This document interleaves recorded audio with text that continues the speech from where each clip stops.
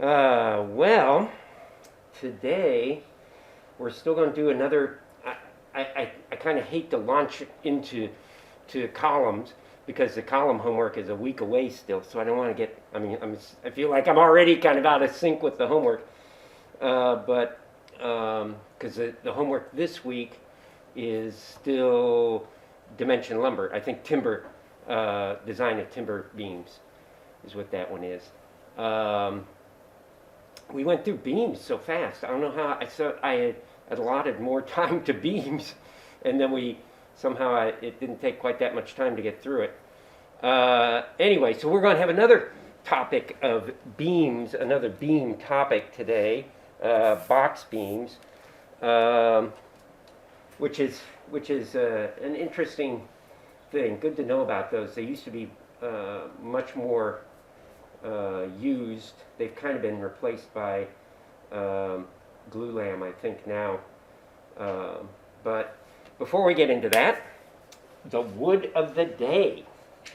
And the wood of the day, I thought we'd look at southern pine, which is actually not a species, right? Southern pine, there is no southern pine, but it is a species group, as a lot of these are, like spruce pine, fir, and so many.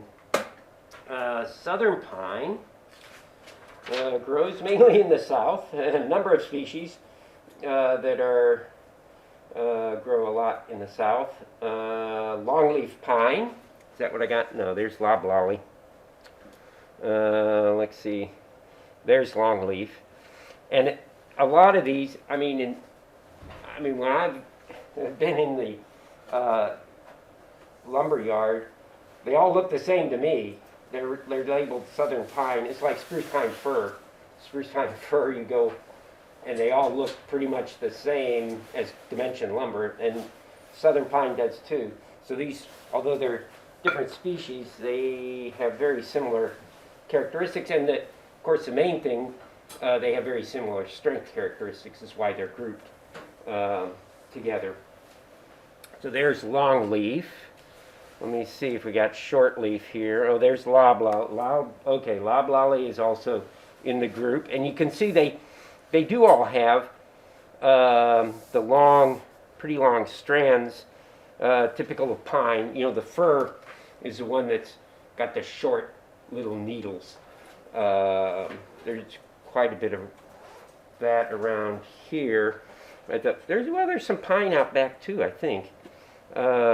Some white pine, maybe. That is probably, can you read it down there? What does it say?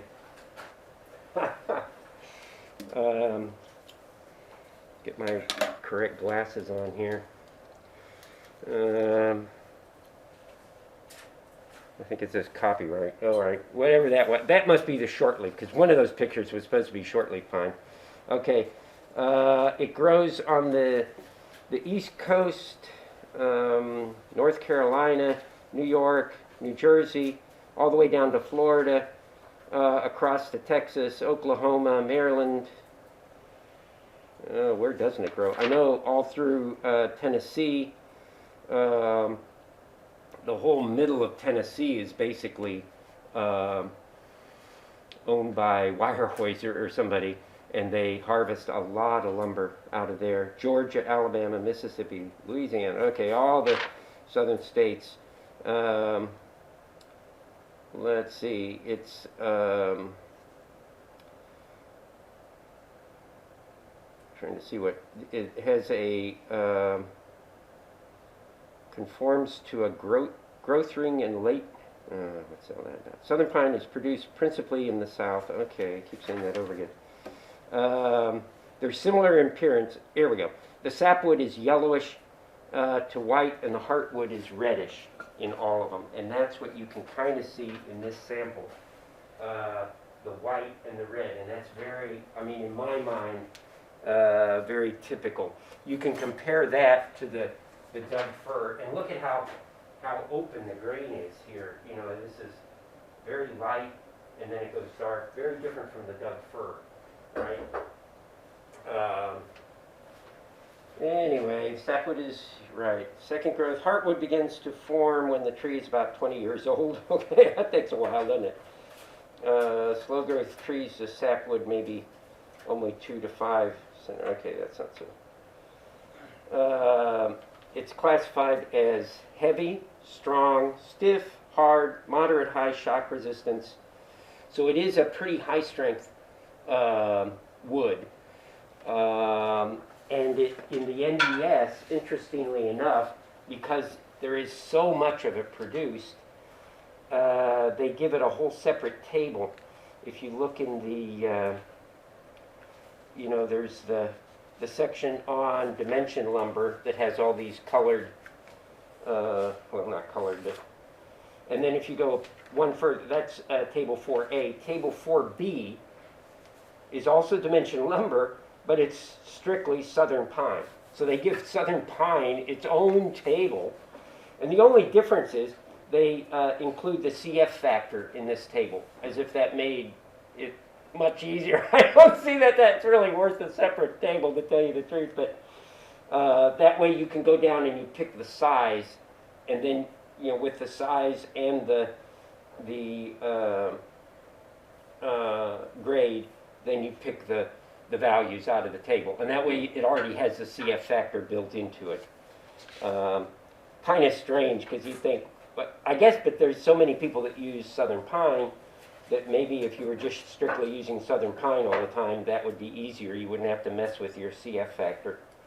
Anyway, okay, so that's in there. Okay, enough about southern pine, but southern pine is, up here we don't see it quite that often. I think if you go to the lumberyard here, what you see the most is probably spruce pine fir. There's a lot of Doug fir. Not so much southern pine. I think maybe in boards you tend to see, or white pine we see up here. Maybe not quite so much. But I'll tell you what, you go to the south, and that's about all you see. There's a lot of southern pine. Okay, so we'll say goodbye to southern pine and take a look at BoxBeams. So these guys are a special layup of dimension lumber, 2x4s or sometimes 2x6s. They match the wall width. They're usually placed where they were very commonly used is across double car garage doors, because you couldn't span it with a 2x12. And a few years back, to get glulam, you had to special order it. Each glulam had to be ordered, 2 dimensions, and then you'd get it. Now that's not true anymore. You can go to the lumber yard and they have stock glulam, and it's in, probably longer than you need it, but you just cut it to length. And those are used, have been for decades, last couple of decades at least, in place of the glulam's been used more as for a long span, like over a double car garage. You'll see those more commonly, I think, because they're simpler. They probably cost a little more. The glulam's, I bet, is more expensive in the end, maybe, but they're so much easier. You don't have to build it. You just cut it to length and put it up. So for that, but these are still find their applications, and they are a little bit more flexible. You can use them, certainly over garage doors, or even as over a large window, maybe, or something like that, as a header.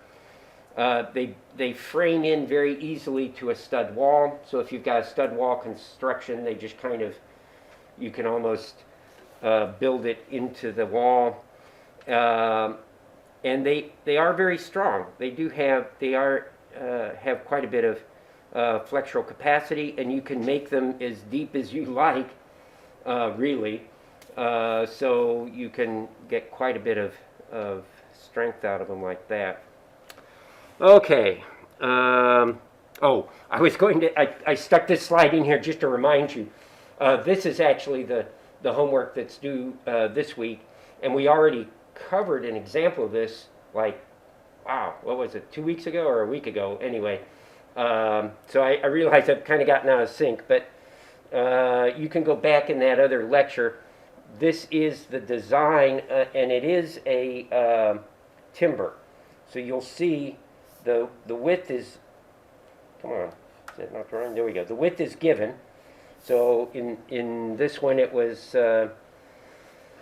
14-inch width. So they're pretty large pieces. I mean, these kind of are generated a little bit randomly. The first part is looking up all the tabulated stresses, right? So all that is coming from the just looking up in the NDS tables. Then you've got to calculate this point load. This is the beam that you're looking at, right? This is the guy right here, and he has a point load that's coming onto it from those two. And if you, the way we did it in class, undoubtedly, was to calculate that the tributary area, and then because these loads are all given in PSF, right? There's the dead load and the live load. Then the other load that's missing is the dead load of that beam, right? You've eventually got to add that in there as well. Probably way down here somewhere. Right. So I won't go through the whole thing again, but you've got to get these size factors, you've got to get the slenderness, all the different pieces, eventually get the factored stresses, and then calculate the based on those the moments and the shear, the forces, and then I thought we actually designed the depth of this, right? I guess these come out at the end. In here, you must pick the depth somewhere. Creep. Where does it ask you for the depth? What the heck? Actual bending stress, deflection. Number 7 is final actual depth. Where? 7. 7. Oh, wait. Oh, wow. Okay, it's way up there. And okay, so that in truth, you'd have to iterate through this, right? You're going to have to work it all through, find that depth, and then work it through again to get the, I guess these are the final numbers, right? Using that depth. So, I mean, you can go back. I'm sure we covered it a little bit better in class before, but you just have to make sure you get that, these numbers below that, you know, everything 8 and on is using that depth that you're that you found. It's kind of like a double check on it. Okay, well, that's the one that's coming up this week. What we'll talk about today is box beams, right? Okay, so here's how you put them together. There's a couple of, I mean, there's nothing really in the NDS about this at all, but there are several pieces of literature, APA literature, that cover these in pretty much detail. The simplest one, and what most of the example I took here in the lecture, is from this one, a very short document. It's only like 4 or 5 pages long. Z4, this is from, I'll write it up here, Z416T. Okay, so this is the APA literature, right? And they have a very concise description and just one table. It's very simple to use to pick the sizes. Of course, it's very limiting in that sense. You know, they steer you, but probably picking the best ones. They do discuss the layout of it in more detail and give one example. So that's pretty concise, but they don't go into really the calculation of it. It's just strictly with the table. Then there's some other literature. First, these are built out of 2 components, right? The dimension lumber, right? So this is coming from all the specifications from the NDS. That's the and this is usually either Doug fir, at least what they specify in their tables. It's either Doug fir or southern pine is what that, and a very high grade, like number 1. And then this is coming from, this is plywood, and this would be, the values are, I guess here, D510, I think. D510F. This is the specification for plywood. There's several documents that cover plywood, and some of them kind of overlap a little bit. They're called like supplement 1, 2, 3, 4, 5, or something like that. This one is the panel design specification, and it gives tables. They describe plywood in general, but then they have a whole slew of tables that give the strength of different plywood grades and thicknesses. So that's where the strength of the plywood comes from. And then there are a couple other documents that also go into details of, a little bit more details of the calculations, not just tables, but calculations. And they're a little bit more general. They'll show, maybe I got a slide of this in a minute, show more variation, not just the very, although the one that's in this document here, that's what we'll look at. It's really a box. And those are the ones that, I mean, when you talk about box beam, that's usually what a carpenter would understand and be familiar with. But you could make it in a variety of other ways. You could have you can make it like an I section. You can turn the members, instead of like this, the dimension lumber, instead of being like this, it could be turned like that. So and you could have 4 of them, or maybe you have a sheet of plywood in the middle, and like 3 sheets of plywood. So there are all sorts of variations. And this one, did I write the number of this? This is, so more, we'll say, more info. And this is S812. S seems to have a double S on it for some reason. Okay, that is one. And also, similarly, this is design of all plywood beams. So this is, I think, yeah, so they do, this is more, not a box beam, but beams out of plywood put together. But they also use the plywood up on the, as a thicker on the, like an I section. They'll take the plywood and cut it in strips to make an I section. And that then you can calculate, so all plywood.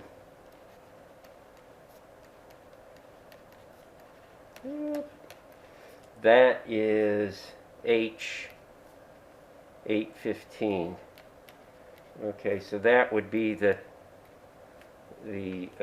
variation of that. So you can see there's a bit of variation, but like I said, the most common one is what we'll look at, this straight box beam. And the way it's composed, it could be either 2x4s or 2x6s, and according to their table, it doesn't make much difference in the strength, but of course it would make, obviously you've got more area with the 2x6, so if you did the calculation with the 2x6, I'm sure you'd find it stronger. The table, yeah, we'll show that. What I'll do is I'll go through and we'll pick one out of the table first, and then I'll take that exact same problem and show you where the calculations are behind it. And if you really got into this, you could, with the calculations, you could have a lot more variation. You could account for the 2x6s. You could have a higher grade, a higher strength 2x6. Obviously, you've got tension and compression, right? So you could, the same as they do in glulam, you could put some high tension capacity lumber down in the bottom, and then something that's maybe just has the compressive strength up in the top to carry it, which is usually could be a little bit lower, because the tension is, for wood, is critical, right? That's the low stress usually. Okay. Anyway, so they can be either 4s or 6s. It's generally plywood. There's no reason you couldn't use OSB, I guess. But their tables are pretty much all set up for plywood. And to be honest with you, every one I've ever seen's been made out of plywood. I don't know. Maybe because they do get used in situations where it could get some moisture on it, like it's almost on the exterior there at a garage door. You could get some moisture penetration, so maybe they're a little bit concerned with that. Whatever. The plywood may be stronger. Okay. They're framed simply with the plywood on the sides. This makes a box, if you can see here. Right, there's the box when you put it all together. Wherever you have a joint in the plywood, that's where you're required to have one of these stiffeners to cover the joint, right? This piece is supposed to not have any joints in it. I mean, at least the ones they call out on their table, they're full length. So that's what would certainly limit the length in there. But in truth, if you want, this is the other, I guess, advantage in calculating it yourself. If you need a longer one, you could calculate it with assuming there is a splice, and then, I don't know, accommodate that splice. Either only use the value of the lower member, right, and have it spliced by the top member, and have a double member thing, or something along those lines. Okay, so yeah, they're supposed to be continuous. Flanges carry the tension and the compression, right, obviously, with the tension on the bottom and the compression on the top. And the vertical members brace and stiffen the panels. So these guys are in here mainly at the joints. They don't really add strength. Otherwise, although they, in truth, I guess they do.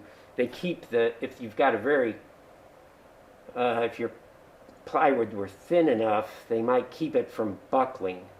But normally, it's not that thin. You should have thick enough plywood, and it's not that deep that it probably would not be that shouldn't be the problem in shear, that warping kind of thing. Okay, here are some profiles. Now these are also out of that, these variations. I guess I probably pulled out of that one of these other ones. One of the other ones, which has more variations than that simple literature. But you can see, I mean, you can make it an I-beam. This is the standard I-beams that we already looked at, the manufactured ones, I-joists. Or you could, do other variations like that. This, though, and most of these look like they're manufactured with the, like the going in like that. That's definitely a manufactured joist. But these you can very simply nail together on the site, and what they're taking the place of is the glue lam. They're pretty low cost. I mean, the material is very low cost. It's just the labor of probably putting it together. They do have a good stiffness and strength. They're very lightweight, minimal shrinkage, I guess, once you got it all together. And it tends to resist warping and twisting better. Easy fabrication, yeah, that's true. Very readily available material. Speedy installation. It certainly has the advantage, both of these, either glue lam or the box beam. For a long span, your alternative would be a piece of steel, right? A steel W section, which would be a little bit heavy, and your carpenters would probably not enjoy lifting it into place. And then it has the additional difficulty of attaching it. Then, okay, you put the joists on it. How are you going to attach the joint? You'd have to have some special clip or something. Okay, so that's kind of a mess. Whereas this, it's all wood. You can nail it all together. And it can be insulated. You could put, how do you draw that? Insulation in here if you like, which would give it a little bit more thermal resistance there. Okay, so this is the table. This is the table for the, in that Z16, is that? Let's see, I went through yesterday and updated all my literature. Yeah, it is 2009 is the newest one. So what you do is you choose a span, right? These are set up in three different categories, right? So here's the top one there is 12 inch, right? Then we got 16 inch, that's that guy. Then we've got 20 inch, and even 24 inch. So they're separate, each of these. The spans then are given, right? Up to 24 feet, which would be quite a trick to get a continuous dimension lumber in 24-foot length, but okay, somehow maybe. Then the plywood specification, this is the thickness, right? That's what the first number is, obviously, in inches. And then this is the span rating. So this is roof to floor. Oops, sorry. Ah, the heck. That's supposed to be in an R1/2. Roof to floor. There we go. That's what this is. So 32 inches on center for a roof, 16 inch on center for a floor. And that's the way they're rated. So that's just a rating for plywood. A strength rating, right? And so the combination of the thickness and that span rating pretty much specifies it. Then we've got three different choices, A, B, and C, which is how many of the members are in the flanges. And that matches this. This is the cross section then, A, B, and C, right? So you can see you pick your span basically, okay, and then you go down and you know your load capacity, that your required capacity that you need, and you just go down the list and find the first one or find ones that are strong enough, and then make your choice based on a strong enough section. So you're just picking out of the table, you just pick a strong enough section and then away you go. So that's pretty simple, like that. This is the detailing that they assume in that table. It can either be, I mean, you can build them separate on the ground and lift it up into place. That's probably commonly done. Or you can build it, into the wall like this. I mean, if you've already got the wall here, you could even have this top cord pass continuously across, right? It could be built in so that continued through there. Right, and then the nailing, it does take a ton of nails. You definitely need somebody with a nail gun. The nails are an inch on center, or where does it say? Somewhere here. Nail spacing, 1.5 inches, I'm sorry, 1.5 inches on center, on the flanges. Out in the middle, we're assuming we've got a uniform load, and the shear is going to, the shear is going to look something like that, right? And these nails are primarily resisting the shear. They're on the flanges, top and bottom, take the moment, and then the panel in the middle is taking the shear, and to transfer, to hold those panels, you're going to have all these nails, right, to keep the panel from slipping against the cords. So that's where, and so the nail spacing is really determined by the shear, and for that reason, they let you in the middle half, reduce it. So if I could take is this the middle half? So if that were the middle half, then I could have 3 inches on center. And then out here, I've got to have the 1.5 inches, right, on either end. That's what this is all talking about, the 1.5 inches and the 3-inch spacing. Okay, and on the verticals, I think you're supposed to, well, here they say 3 inches. Okay, 3 inches on the vertical. On the ends, you'd have 1.5 inches. And they can be, you can see on each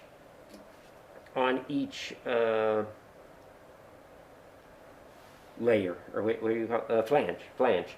On each flange, you'll have the nails. So, that's a lot of nails. All those nails, 1.5 inches on theirs, and 1.5 inches there. Okay, quite a few.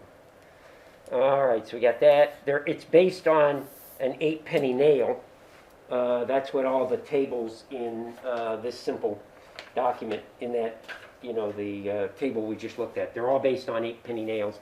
And that's where you could, if you wanted to, if that were the critical factor, you could redesign it with a bigger nail maybe, or something with a greater shear resistance, a greater pull-out.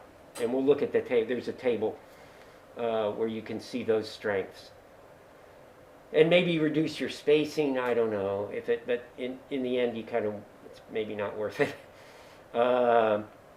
They do suggest gluing them, although they don't really suggest adding strength for the glue. It's very hard, I guess, to calculate how much strength the glue really adds. So the glue becomes like a bonus.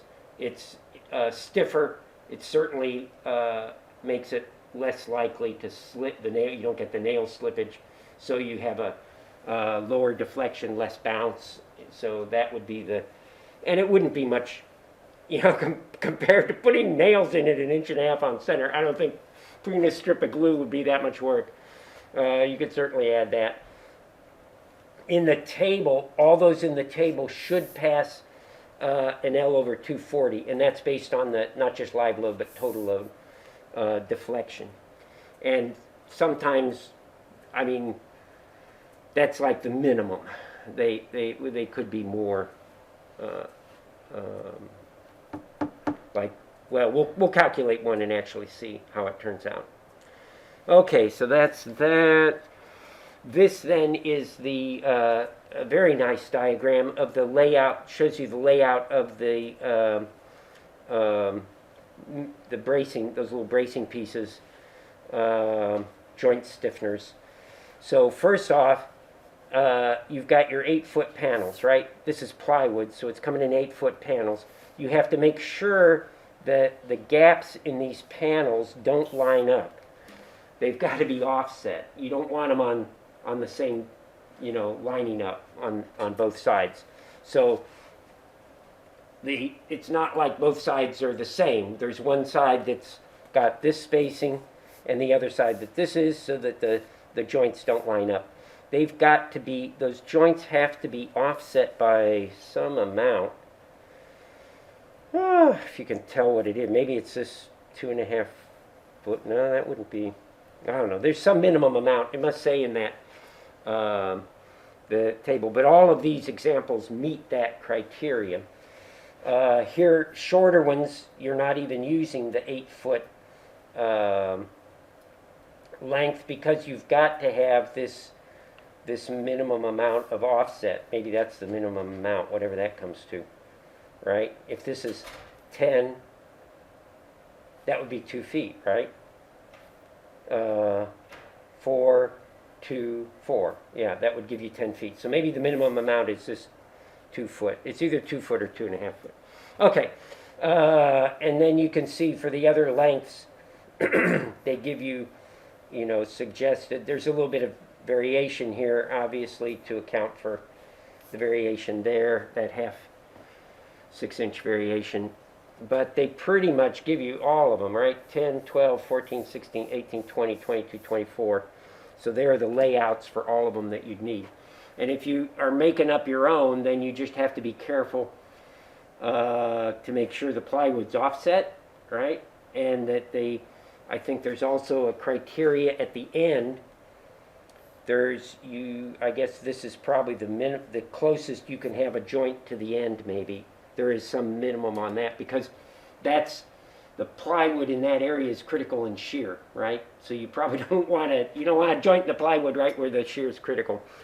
But other than that, this gives you a good layout patterns.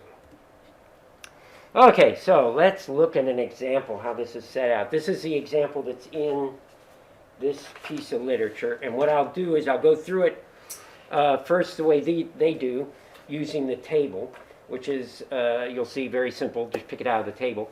And then we'll take that same example, and I went through all the calculations that lead you to that. So we can kind of double check it, make sure the table's correct, right? So this is all based on that piece of literature. Okay, so what they specify here, they've got an 18-foot free span, a clear span. They're using 2x4s.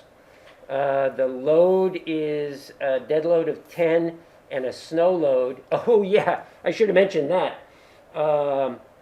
In that table, all the numbers are set up in the table. You have to be careful, read this little footnote down here at the bottom of the table.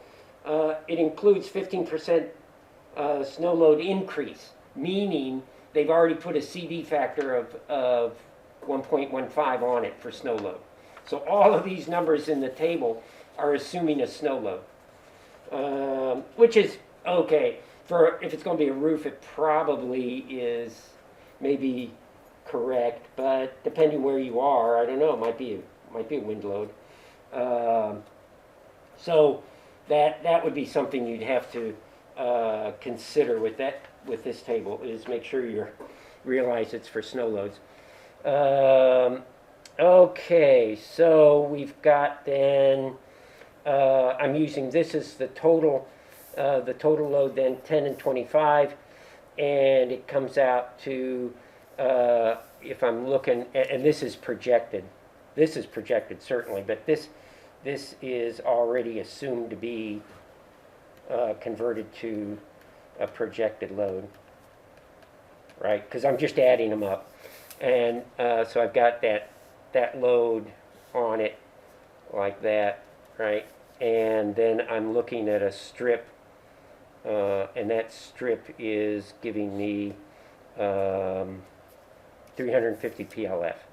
So I'm coming down here with the 350 PLF. So that's my loading. So, I could get the moment WL squared over 8. The shear would be the end reactions, right? WL over 2 or something. Okay, so there's the load. We got the load and the span. And did we? I don't think we. Yeah, the depth, I guess, is open at this point. So we can go in here. So we're saying we got this load and we got this span. So where's the span? Span, 18 feet. So we're going down this column here. And the load we got to get is 350. So 350. No, yes, hopefully. No, yes, I guess. So, of course, I say hopefully. What this is lacking, you still have the self-load, right? That you've got to add in there. And they give that to you, I think, didn't they? Yeah, okay, here's the 2x4s. So for this guy, we've got plus 15. So this would be plus, 15, at least for this one here. This one down here would be, it's a little bit lighter. How could that be? So this is 23 30-seconds, and this is 15 30-seconds. Oh, okay. So it's got a little bit lighter, a little bit thinner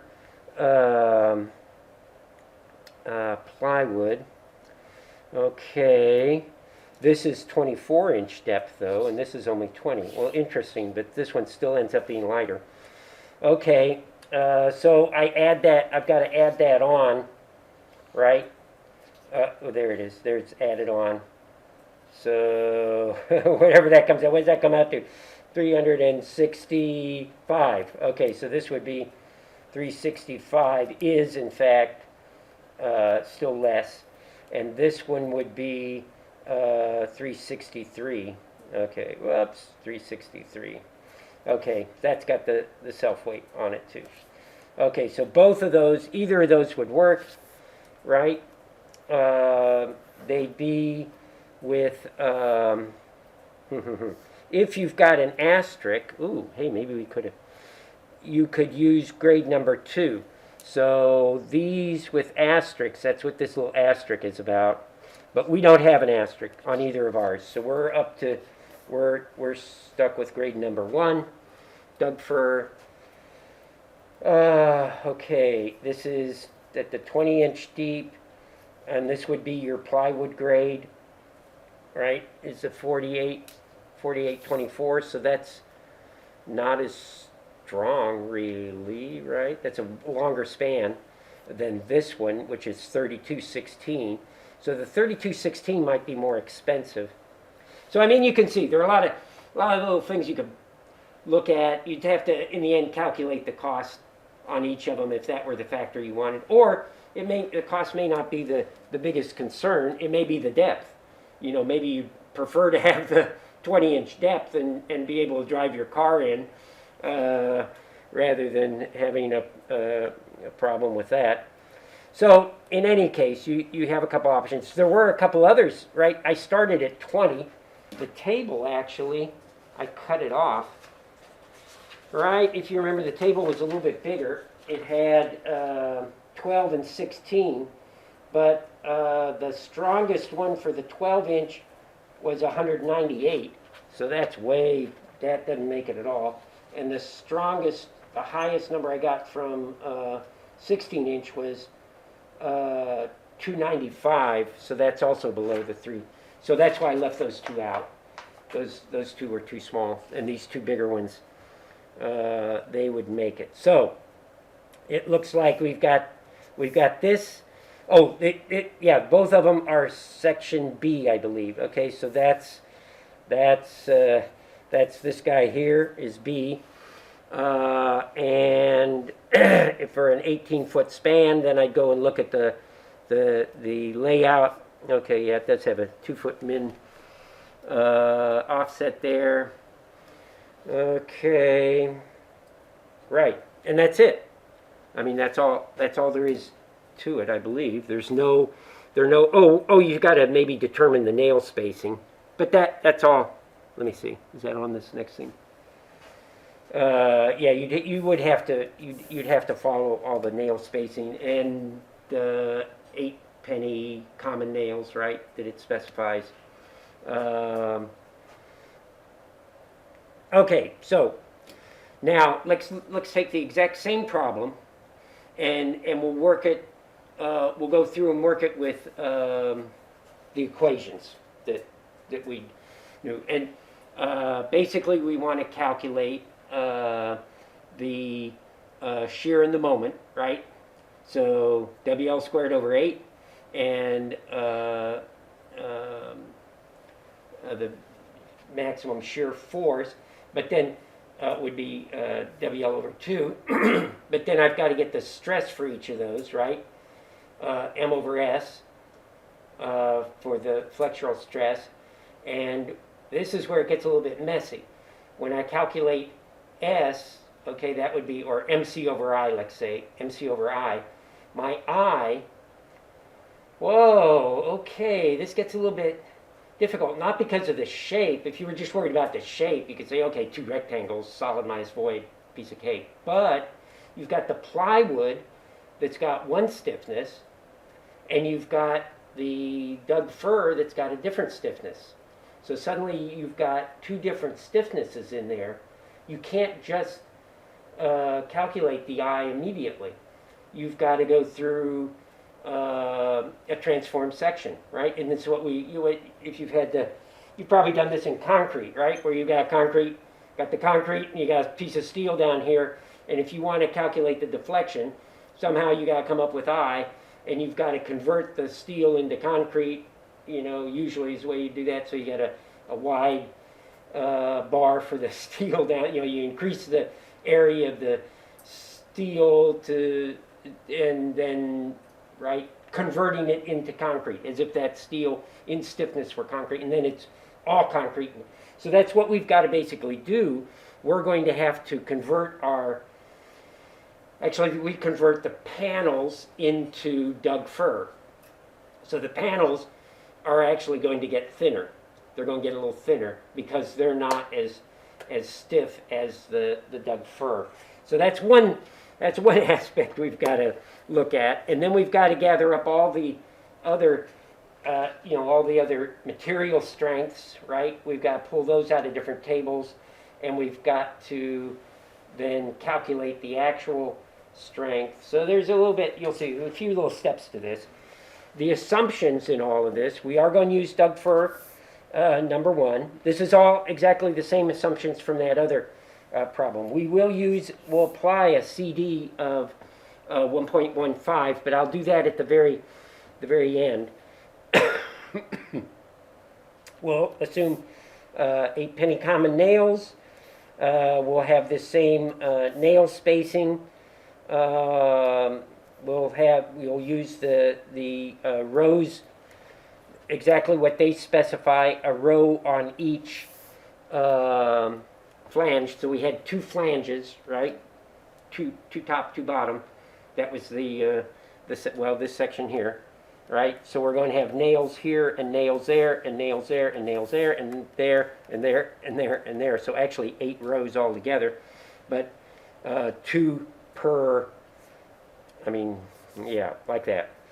8 total, top and bottom.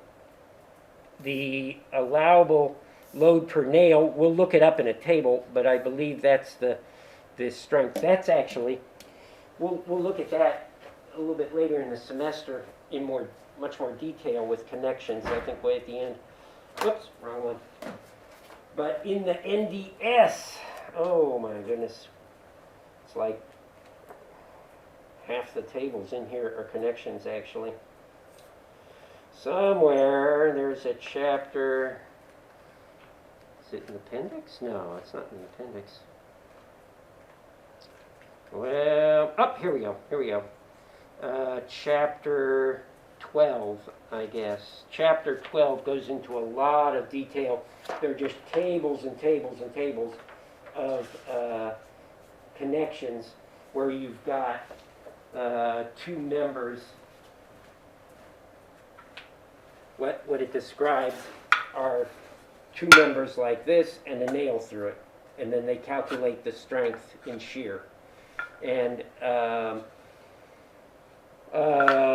we'll pull that comes out of the NDS table, the shear strength of the plywood. So you got to know the thickness of the plywood and the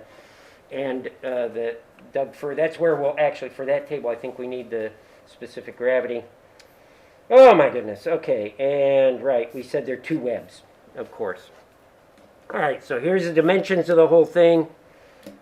The 15-30 seconds. All right. So, okay, here, first, step 1. Let's look up this nail strength. This is that chapter 12 table. First, you've got to find the right connector. This is common. We're using 8s, right? And see, it's got all 3 here, right? And this is the one we're using. 8 penny common. So you've got to have this thickness. In our case, this is, what I say it was, 15-30 seconds. See how long I remember it. 15-30 seconds, okay. 15-30 seconds. And there it is, 15-30 seconds. I got the right table. Common nail, okay, 8 penny. So there it is. And the diameter of an 8 penny nail apparently is 0.131. And we're using my favorite wood, Doug fir larch.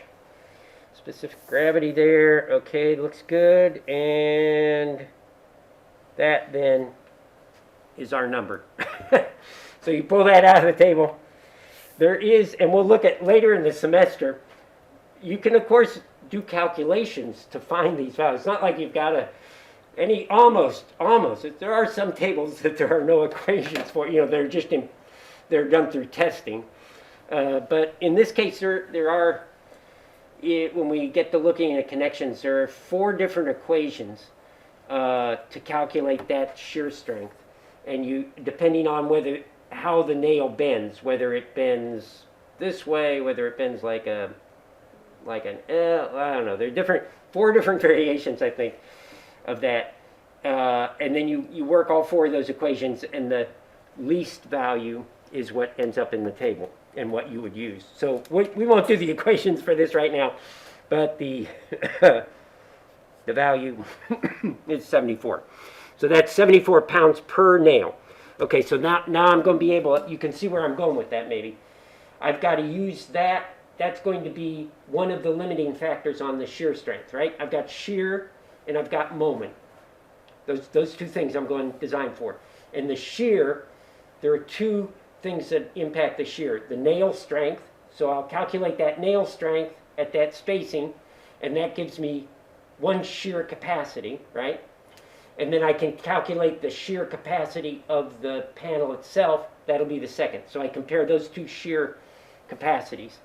Then for the third, the moment, it's strictly the flanges. I totally neglect the panel. The panel doesn't enter into it really. Okay, so what do we got? We're going to look at the webs and the flanges. Okay, oh, this is still the specifications. Oh my gosh, I haven't even gotten to the calculations yet. Okay, the depth on the webs, 24 inches. Yep, we got that. The thickness, yep, we got that. Rating, and this is the APA sheathing. And this, in the table, where did that thing go? They do specify that it has to be exposure 1. So that grade, they're kind of calling out the grade. So we'll stick with that. And this is another place, I mean, you could vary it, right? You could get a higher grade, structural grade maybe, and increase the strength. But, okay, we'll stick with what they got in the table. There are 2 webs, of course, right? Axial stiffness. Okay, now we get into some of these things. This is on the plywood.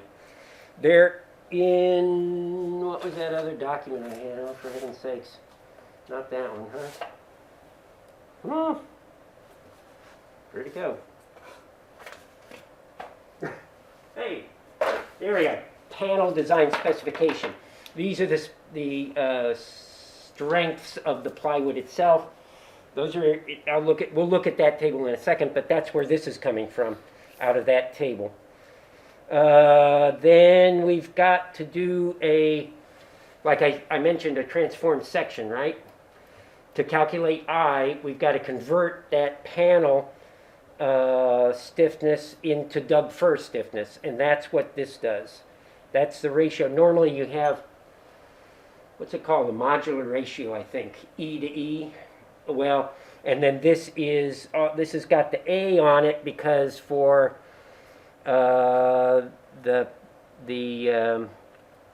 panels, you've already got grain going in different directions, right?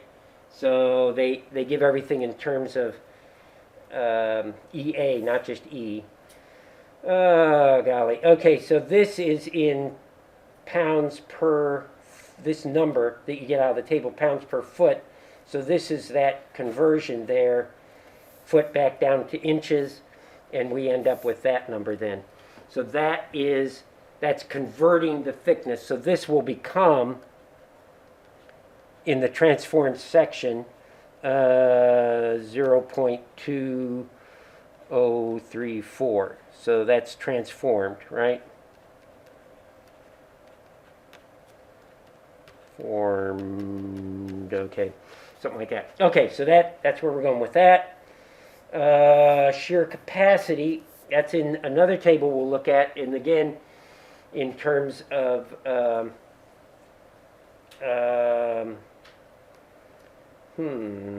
that must be like V over P over A. This is the thickness, I think, but okay, thickness of the panel. and that's giving the shear capacity of it in force. Then that's in force. Okay, and yeah, stress times thickness. Okay, and that comes out of a table.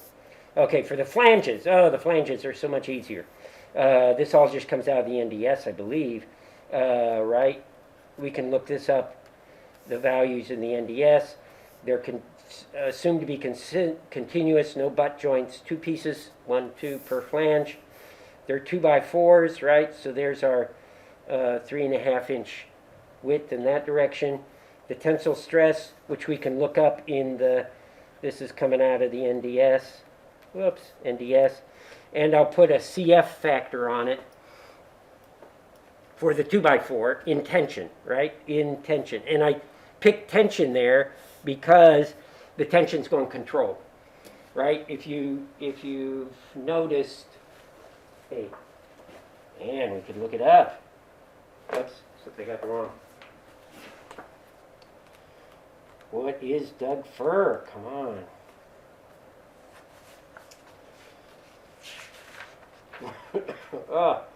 Doug Fir Large. Doug Fir Large number 1 has in bending 1,000, right? Okay, but see, we're split just like a truss. We're going to figure this in that flange in tension and compression. We're not looking at it in bending, because the top one's in compression and the bottom one's in tension, right? So we separate that out. In compression, it's got parallel to the grain 1,500. Wow. Okay. In tension, 675. So that's where the 675 is coming from. So you can see 675 is a lot less than 1,500. So that's why you're almost certain. Maybe, maybe. I mean, you do have different factors, right? You could have a CP factor on that compression member. But hey, it's totally braced by the roof. That roof is coming on at I don't think we said, but let's say 16 inches on center or 24 inches on center, even if it's 24. That's enough to brace that. So CP is going to be 1. So it's going to end up being the tension. And this is hopefully the right number for the CF for tension for a 2x4, right? For a 2x4. And what else we got there? CD. I still have to have CD, but I'll put the CD on at the very end. I'll leave that off because I'm going to put it on everything. Okay, so stiffness, this also comes out of the NDS. I should have looked at that while I was there, but it's probably I think I'll probably bring it up here. Yeah, here it is, Doug Fir Larch, number 1. Okay, so there's my tension, right? That's the tension. Here's the E modulus. There's that guy. So those are the 2 values we pull out of the NDS. Oh, in this, oh yeah, I was looking at this last night. This is actually table. This is the older version. Let me see. This is 510, right? That's this specification. This is the 510. And I think, look at that, I even put a bookmark in it. Yeah, this is the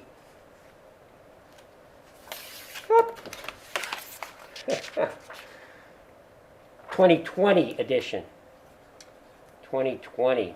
Okay, so I didn't have time to update this table. I checked the numbers. The numbers are the same, but they changed, they added or did something. Somehow they got the numbers are different. This is now table 9. But otherwise it looks like the same table to me. And we can look at, what do we got? The thickness doesn't seem to matter. 3216, right? 3216. So that's my span ratio. That's not 32/16. That's 32 inches on center, 16 inches on center. That's what that's specifying. And 4 ply. Oh, in this original table that we used to base the whole thing on, they do specify that it should be either 4 or 5 ply. They say you could use 3 ply. I mean, it's kind of funny the way they somehow, but they don't recommend. I forget how exactly they worded it, but it's supposed to be 4 or 5 ply. So we'll assume we took 4 ply, which is probably the more common for. I mean, that's almost 15, 30 seconds. That's almost a ½ inch, right? So that's a pretty stocky piece of plywood, actually. Okay, so this should be my number then that I'm getting. That's for EA, right? So there's where that comes from. You're just pulling it out. And that's, oh yeah, stress parallel. Obviously, I run it in the 8-foot direction, right? Not the cross grain. That would not be quite as good. Okay. So now what? Ooh. The FT. This is actually shear. This is also supposed to be table 9. 3216 again, right? 4 ply. Okay, so see if we get the right number. 81. Yeah. Okay. Good. So that's getting this shear strength. So that's the shear stress times the T is actually the thickness. I guess that's what it's looking at. It should be it's like PA, right? You're getting the force. No, you're getting the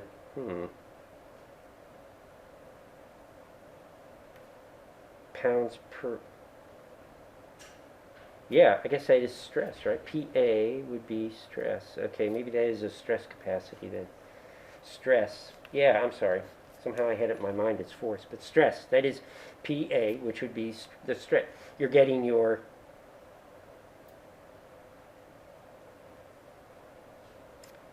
pounds per inch. So this is the. No. That's not right. It should be force. This is stress, right? Okay. Is P over A, so P equals FA, right? So this is FA. So that's weird. Well, why do they call it stress? Yeah, and it comes out in pounds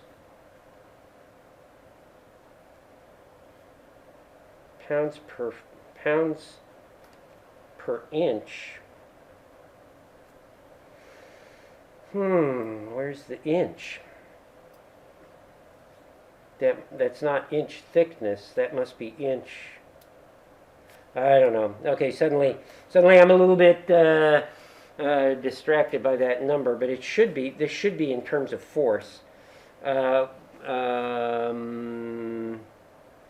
Pounds per inch. I'm just trying to rationalize where that inch is. It's somehow, I don't think it's the inch thickness. It must be the inch, because this has already got the thickness built into it. So it must be the inch per inch of width. Per inch of width. That's giving you the area. So the thickness is built into this. The inch, the assumed inch is the width of the strip. So they're taking a 1-inch strip and calculating that shear, but it comes out as force. Okay, although they call it stress. A little bit confusing. All right, let's see. Maybe we can figure it out still. These are then the equations for, we're going to get, we eventually want to find, right, I think we want to get MC over I, and eventually we want to get VQ over IB, right? So we want to get those two stresses. So we need the I there, and this is the I for the transform section, so we have to be careful to use the width there. So it calculates it separately. These equations, which are not too difficult, this is just b d cubed over 12, right? And the d here, this is for the flanges.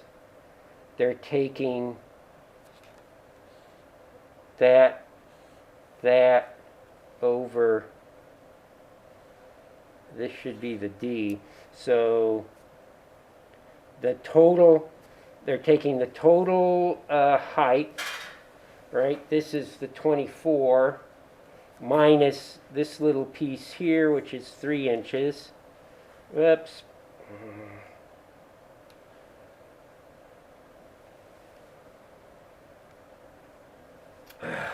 What the heck? Where am I? There we go. Okay. No, that's not the... Oh, 2D. D is 3 inches, so there's the D. Okay, so that would be 6 inches. Okay. So they're getting...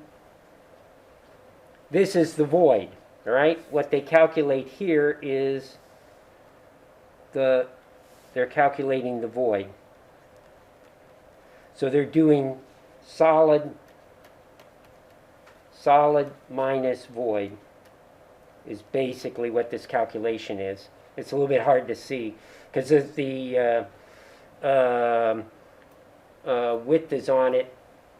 This is the width, right? 3.5 is on both of them. It's the same width, so they factor out the width from that solid and void. So there's the 3.5 width. Okay, and then the solid and void. Okay, so that gives us the moment of inertia for the flanges. That's just taking these guys. And then they do it separately for the web. Okay, the web is even simpler. It's just a big rectangle. But you've got two of them, right? So that's why it's summation. The thickness of the rectangle times the height. So this should be the total height, 24. This is this little thickness here times 2. So we got two of them.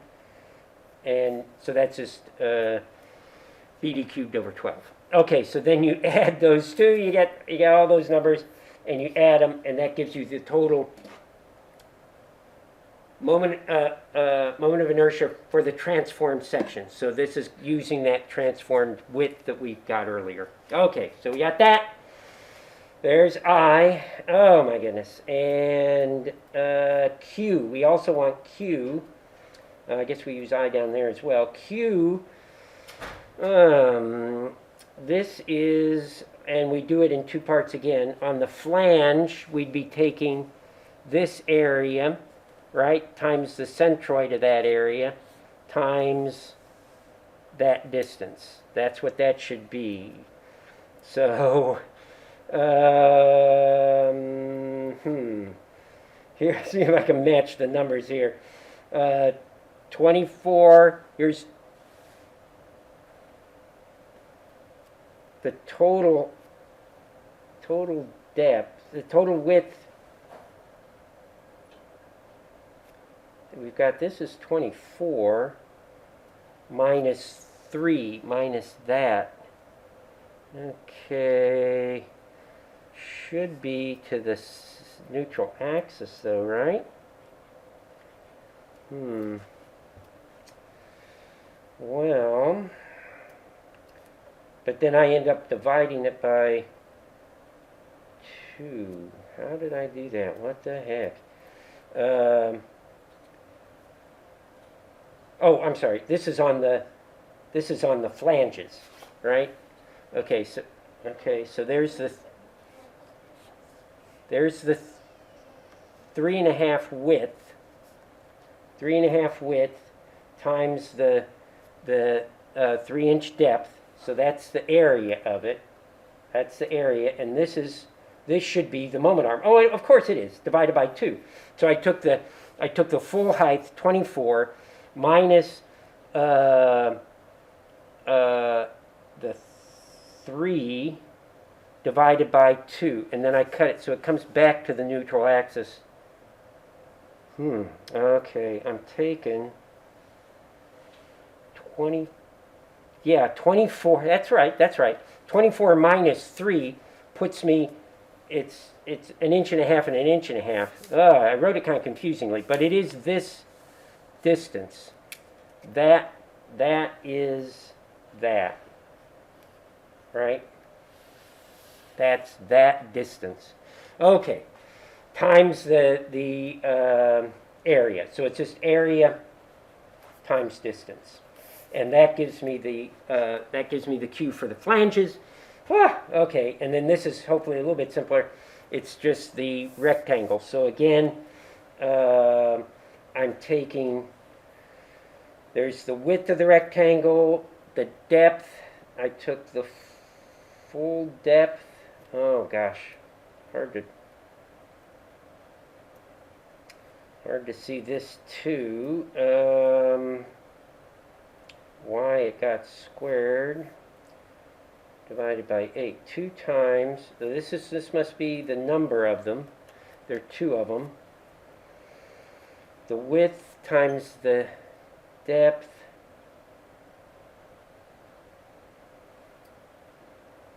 Divided by 8. Okay. All right. What I was doing is I followed this formula. Oh, maybe I should have looked at it over here. This is the height. It's the width times the height, half the height. Oh, this makes much more sense. Okay, here's half the height, right? So I'm taking that piece, that rectangle there, right? That's the area, and then this is the moment arm. This is from, if I draw it down here, that's from there to there. That's that. Okay, whew. All right, and that then came out to, they reduced it, and that's why it came out to that formula. Okay, so it's again just finding Q for that rectangle is all it is. All right, that got that. And we add those up. So now we've got a little bit of a hassle, but you've got I and you've got Q. All right, so now we can do the VQ over IB and MC over I. Let's see if we can get that.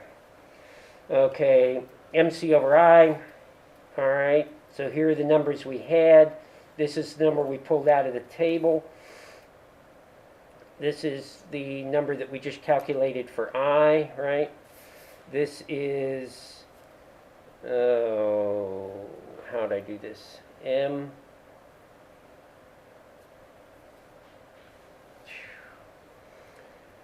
And this is a conversion into foot-pounds, obviously.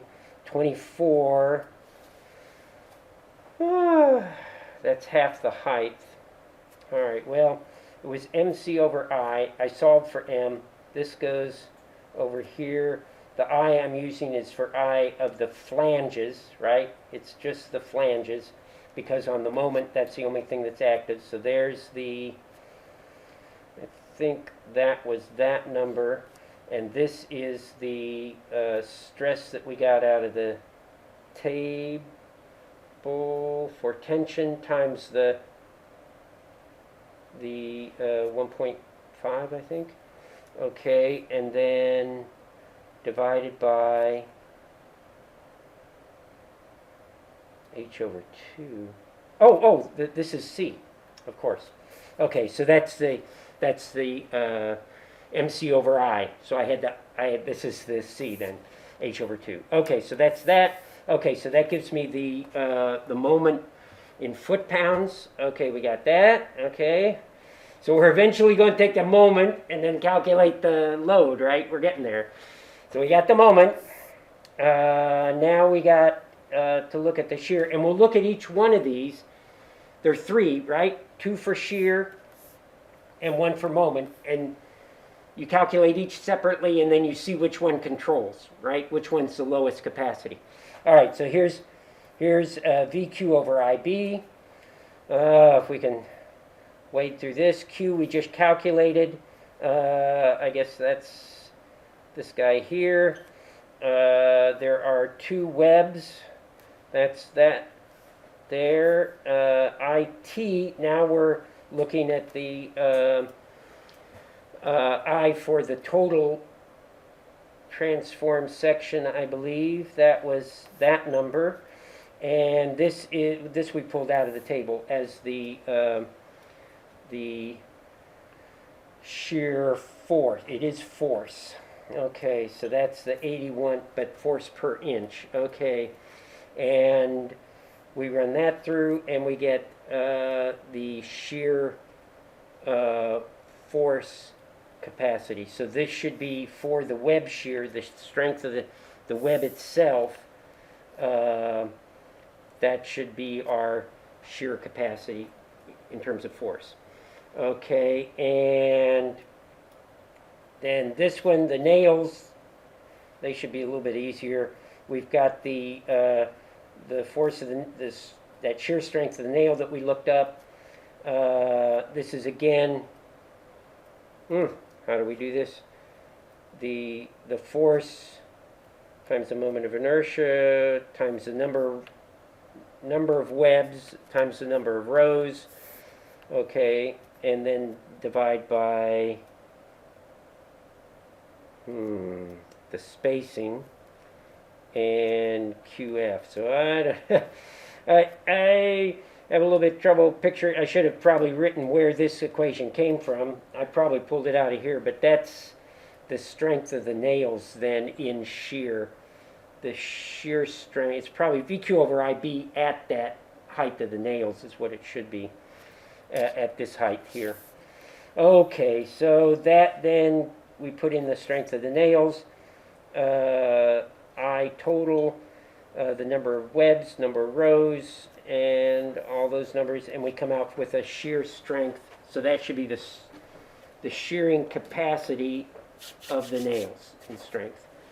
Okay, and finally, EI that we'll use for deflection calculation. This was for the dug fur, and the total I of the transformed section, so that will be the EI.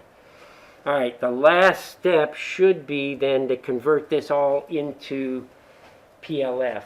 So the moment that we just calculated is going to be WL squared over 8, and we want to calculate the W, right? We want to get the W. Here's where I put in the CD for the snow load is 1.15, and that gives us a W, and the W came out to be 465 PLF. Then we do the same thing for the web shear. We calculate that. There's the shear force is WL over 2, the end reaction, and then we can calculate the W from that, again using the 1.15 for snow load. And that gives us 415. And the nails are also the shear at the end reaction. We'll base it on that. And that, of course, again, 1.15 gets stuck in there. And that comes out to be, the W comes out to be 506. So then you compare these three, right? And the winner is that one. The lowest controls. That should be the lowest control. And if you go back to what we pulled out of this table, what did we get here? It was close to that, I hope. Oh, it was the very bottom of the table. 413. Okay, 413 is what the table had.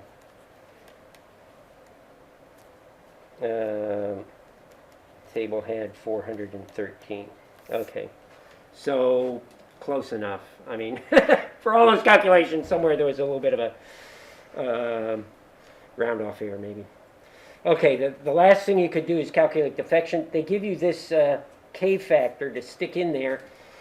And I suppose what that's, they give you, in one of these pieces of literature, I kind of forget which one now, they give this K factor, and it's based on something, based on APA testing, but if it depends on the length.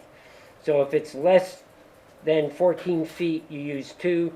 If it's greater than 14 feet, so we had 18 feet, right? So we're using 1.5. And I believe that probably is accounting for the web shear, right? It's either, actually they say they just take it from testing. You can imagine the things that aren't in that equation, WL to the 4th over 384 EI, they're not accounting for the web shear. That's one factor. They're also not accounting for the nail slippage. Maybe there'd be a little bit of, deflection in that. So that's what they came up with in the testing. That would account for it. And then so they put that factor. It's actually a pretty sizable factor, 1.5. Holy smokes. Okay. Still, I guess that gets it back to something more realistic. So you plug all those numbers in. The EI we're using now is what we got earlier, and it comes out to be 0.6. I'm sorry. It comes out to be 0.3. So L over 360 is 0.6. So holy smokes, it must be L over, 600 or something? I don't know. It's very stiff. So it certainly passed that. L over 240 was no problem at all. It totally passed that. Okay, the last thing, we're really out of time, but I'll tell you what, this took longer than I thought. We did one of these, the project that you guys all get to do at the end of the semester. A couple of years ago, one of the groups decided, hey, let's build a box beam. So they built this box beam. But they built it. They just had. They built it out of the material that was down there in the fab lab. So they had like 1/4-inch plywood, and they had a handful of nails. They ended up spacing the nails not at 1.5 inches, but like 3 inches on center, I believe. It was only 1/4-inch plywood, so it was a little bit subgrade. They should have followed the table, but I don't know. They just had to build what they could build. And then we tested it, and you can see, sure enough, at that 3-inch spacing, the nails all failed. The nails pulled out first, and then eventually the plywood, when it really got to a large, it already essentially failed by then. But here you can see the nails pulled out, and I could, if you got a couple minutes.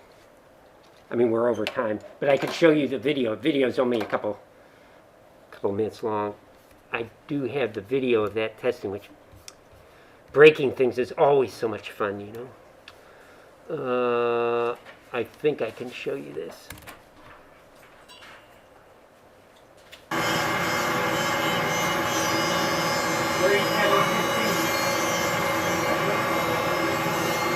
So this is our test setup down there, and it's just being point loaded in the center. Oh, I heard something.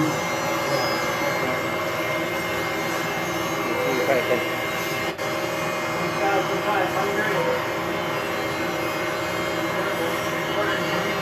So we did a load deflection off of it. There you can hear it starting to crack. Going up at the top. There, look at that. You can see it ripping. These are already coming. So maybe this actually happened first before those went loose. Now they're going.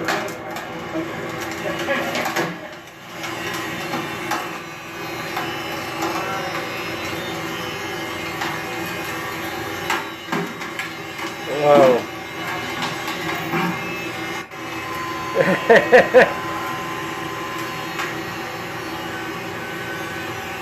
So I pretty much did it in.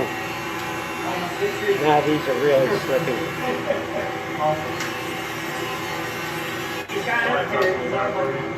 Got up to 5,000 pounds. I think 5,500 was the total load on it, which is not too bad. But once it started, once that piece in the middle buckled, then the load. That was it with the load, but so you can see that the 1/4 inch was definitely too thin. That buckled. You know, that one that we looked at, of course, a much longer length, but still was almost 1/2 inch, so double the thickness.